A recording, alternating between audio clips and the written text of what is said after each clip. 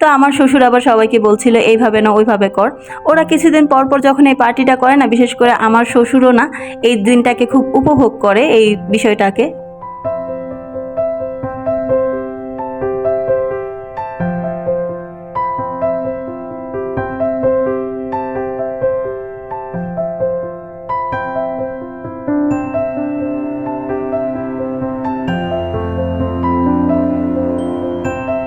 আসসালামু আলাইকুম, আমি মাহিরা আনায়াস মম চলে আসলাম আপনাদের মাঝে নতুন আরেকটি ভিডিও নিয়ে।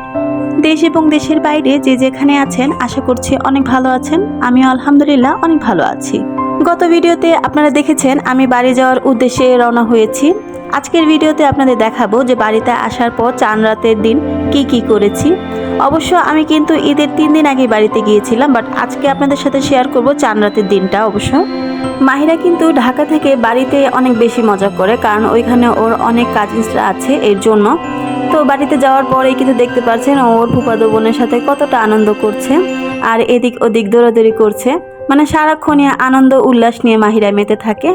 তো এদিকে আবার মেহেদি দিয়েছিল চাঁদ রাতের দিন, ওরা 2 বোনই মেহেদি দিয়েছে। তো মেহেদি দিয়ে এসে দেখি 2 বোন আবার ছাগলকে খাবার খাওয়াচ্ছে। তো এটা দেখে আমার অনেক হাসি পেয়েছে আর একটু মজাও লেগেছে, ভাবলাম আপনাদের সাথে শেয়ার করি। আর এই মেহেদিটাও দিয়ে দিয়েছে ওর আরেক ফুফাতো বোন। ওদের এই আনন্দ উল্লাস দেখলে না নিজের ছোটবেলার কথা মনে পড়ে যায়, কারণ এখন আর না আগের মতো ঈদের আনন্দটা পাওয়া যায় না বা উপভোগও করতে পারি না। তো ঈদের আনন্দ বিশেষ করে ওরাই এখন উপভোগ করে, কারণ ওদের মনে কোনো হিংসে বিদ্বেষ, কোনো দুঃখ কষ্ট, কোনো চিন্তা ভাবনা নেই।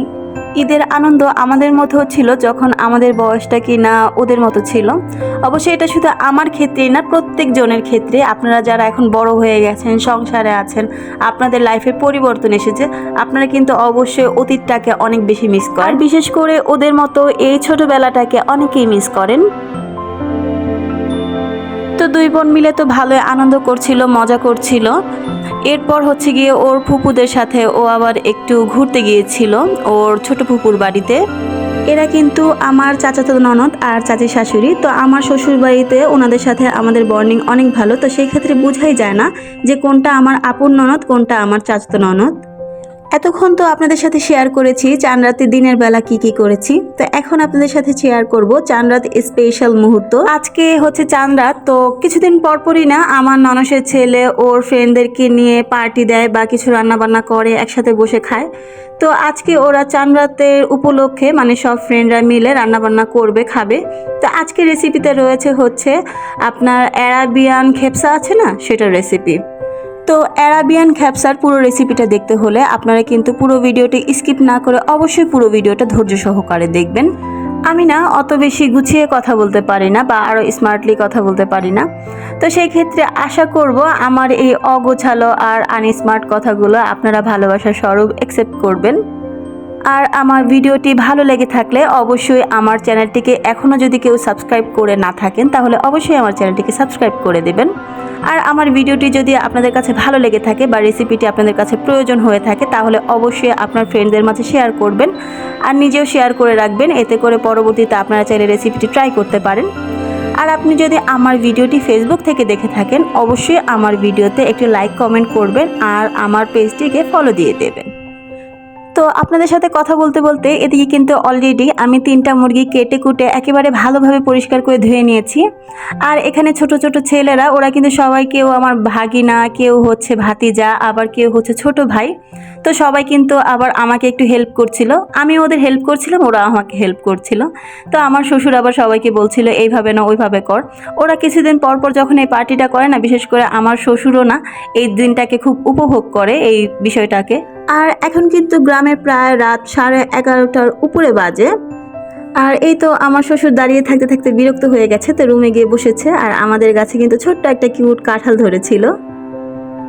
আর এদিকে ছেলেরা হচ্ছে গিয়ে লাকড়ি নিয়ে চলে এসেছে, একটু পরে রান্না বসানো হবে। আর এখানে রান্না করা হবে, তো লাকড়ি দিয়ে রান্না করা হবে, এর জন্য ওরা আবার কোথা থেকে যেন লাকড়ি নিয়ে এসেছে। সব কিছু গুছিয়ে গাছিয়ে নিয়েছি তো মাখাবো বলে। এর ভিতর আবার আনায়া ঘুম থেকে উঠে গিয়েছে। তো কি আর করার, এখন ওদেরও তো এটা করতে হবে। তো সব মশলাপাতি আবার আমার এক ছোট ভাই দিচ্ছিল, ওরা সবাই মিলে এটা করছিল। আমি আবার আনায়াকে ঘুম পাড়াতে চলে গিয়েছিলাম। তো আমি এবার আপনাদের সাথে একবার রেসিপির উপকরণগুলো শেয়ার করি। এখানে হচ্ছে গিয়ে 4 প্যাকেট ফরচুন বাসমতি চাল নেওয়া হয়েছিল, আর হচ্ছে গিয়ে 4 কেজি মুরগি নেওয়া হয়েছিল। এখানে রাঁধুনি একটা মুরগির মশলা ছিল, আর 2টা হচ্ছে গিয়ে বিরিয়ানি মশলা ছিল। 1 কেজি পেঁয়াজ ব্যবহার করা হয়েছে, হাফ লিটার তেল ব্যবহার করা হয়েছে, আর হাফ কেজি হচ্ছে গিয়ে আস্ত রসুন ব্যবহার করা হয়েছে, আর স্বাদ অনুযায়ী লবণ আর টমেটো কেচাপ দেওয়া হয়েছে। আর হ্যাঁ, আদা রসুন ব্যবহার করতে কিন্তু ভুলবেন না। আর এই রেসিপিটাতে যেহেতু বাসমতি চাল ব্যবহার করা হয়েছে, সেই ক্ষেত্রে কিন্তু আমি যখন মুরগিটা কেটেছি তখন কিন্তু মুরগির পিসগুলো একটু বড় রাখার চেষ্টা করেছি। মানে একটা মুরগিকে আপনার 8 পিস থেকে 10 পিস করেছি, সাইজ অনুযায়ী দেখে দেখে বুঝে বুঝে করে নিয়েছি। তো অবশ্যই আপনারা যদি এই রেসিপিটা করেন, সাইজগুলো একটু বড় রাখার চেষ্টা করবেন। সবাই খাবারের জন্য ওয়েট করছিল আর মশার কামড় খাচ্ছিল। তো যাই হোক, ওইটা ম্যারিনেট করা হয়ে গেছে, আর এখন হচ্ছে গিয়ে আগুন ধরানোর পালা। তো চুলায় আগুন দেয়া হচ্ছে। আগুনটা ধরানো হয়ে গেলে এবার ম্যারিনেট করা চিকেনটা চুলায় বসিয়ে দেওয়া হয়েছে। তো যতক্ষণ পর্যন্ত না এটা ভালোভাবে সেদ্ধ হয় ততক্ষণ পর্যন্ত রান্না করা হবে।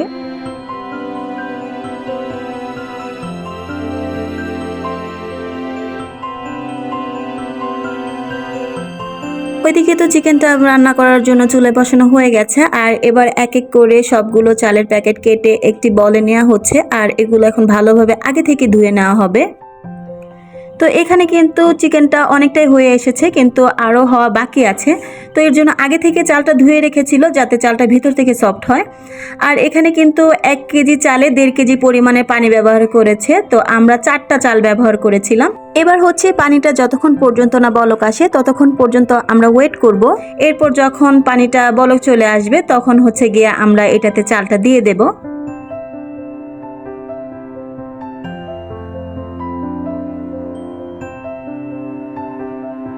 এই তো প্রায় 10 মিনিট ওয়েট করার পর পানিটা কিন্তু ভালোভাবে বলক চলে এসেছে। এবার আমরা এর মধ্যে চাল দিয়ে দেব।